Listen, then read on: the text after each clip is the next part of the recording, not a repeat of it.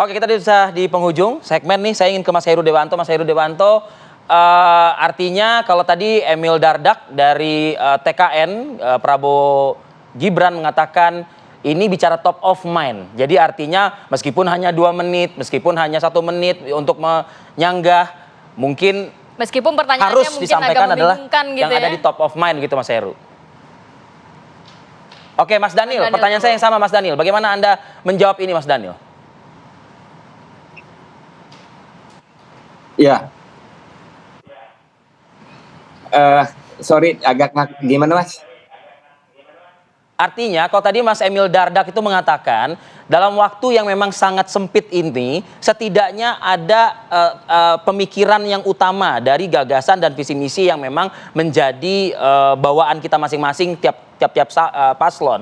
Nah, tapi harusnya itu yang dikedepankan, bukannya hanya gimmick ataupun juga serangan-serangan yang notabene itu adalah serangan-serangan kepada pemerintahan saat ini yang membawa misi keberlanjutan seperti itu.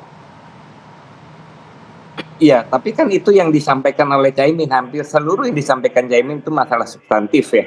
Jadi yang dianggap sebagai serangan pun sebenarnya bukan dalam konteks serangan personal, tetapi itu juga menyangkut kebijakan dan program-program yang penting, seperti kenapa menyinggung food estate ya, salah satunya karena dari konteks tema kemarin, food estate itu sangat penting untuk diungkap karena dia sebagai pelajaran bagi kita suatu kegagalan hampir sempurna, baik secara lingkungan itu merusak, dari konteks pangan dia tidak menghasilkan, dari konteks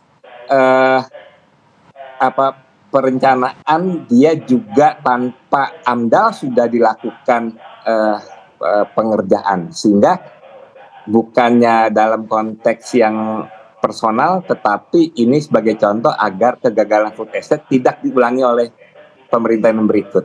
Jadi itu bagian dari substansi ya, top of mind-nya. Oke, Mas Emil?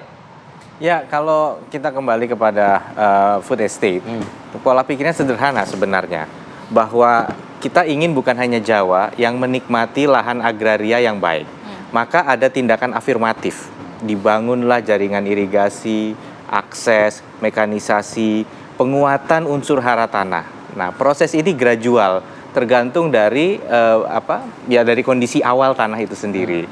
Jadi ya bahwa ada yang merasa kemudian ini sesuatu yang gagal, menurut saya adalah penilaian prematur karena sudah menunjukkan di beberapa tempat progres atau trajektori menuju ke hasil yang baik. Ada peningkatan produktivitas pertanian di tempat tersebut. Tapi kalau melihat food estate ini menjadi dua paslon ini juga menjadi kritikan, dalam arti tidak hanya satu paslon, berarti kegagalan yang sempurna tadi dikatakan itu dirasakan keduanya loh, Mas Emil.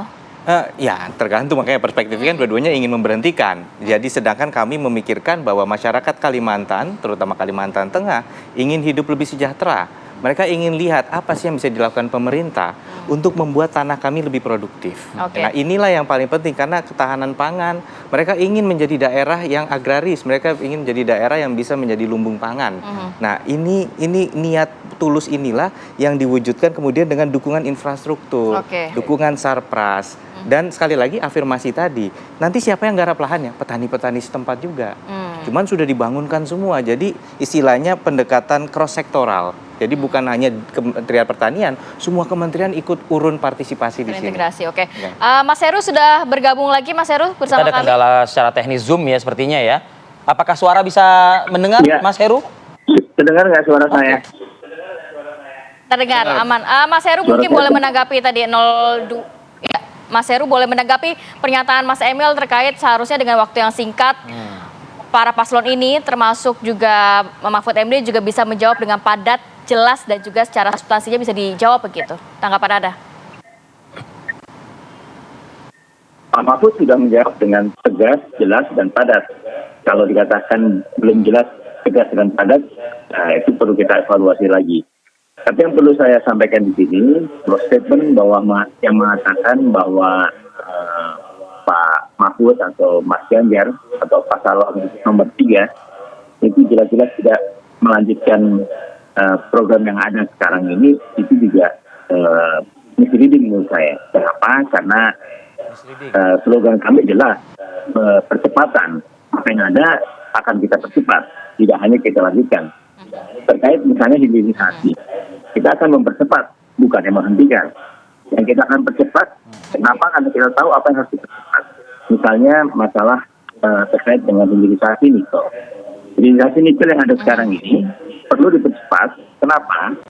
Karena yang ada sekarang ini kan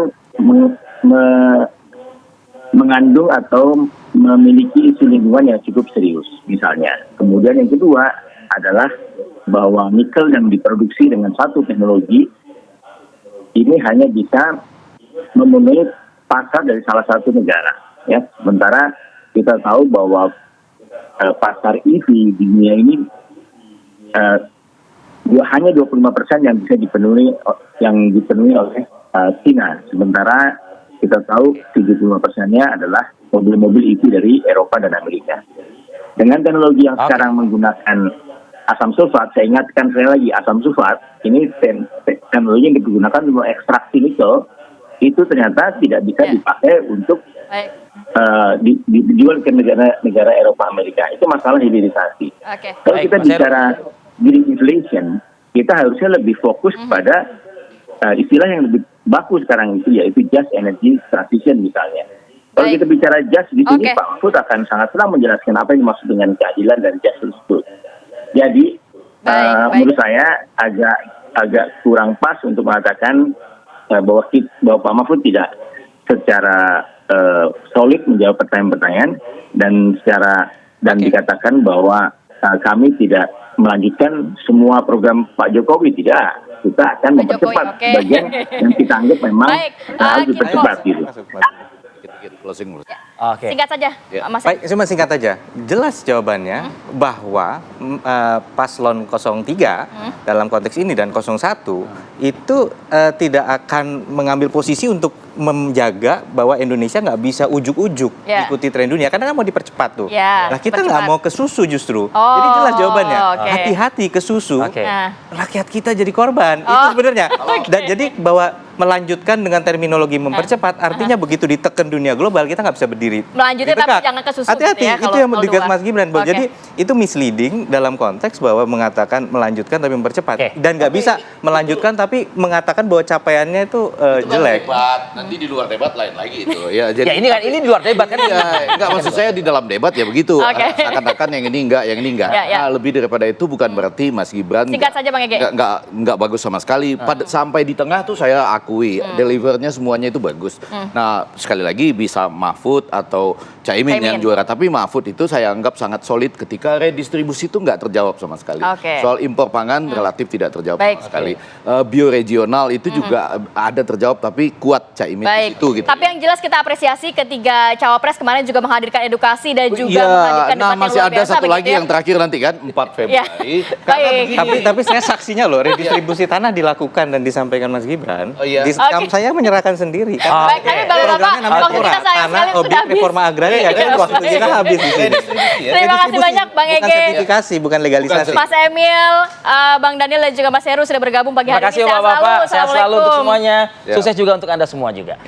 Dan ini sekaligus menjadi akhir bersama kita di Apa Kabar Indonesia Pagi. Saya Arif Adi dan Kamar Atik Suma pamit undur diri. Terima kasih. Sampai jumpa.